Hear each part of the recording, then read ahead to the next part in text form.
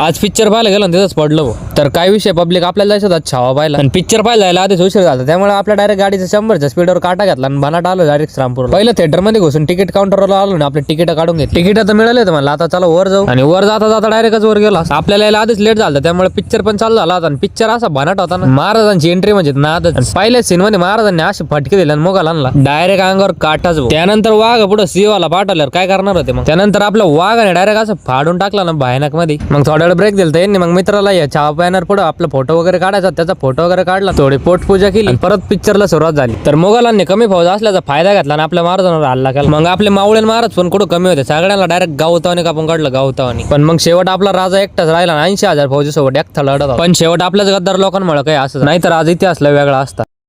तू क्या हमें मौत से डराएगा? हमारी मौत बना दोगे, हल करेंगे, सिवाय नया सभा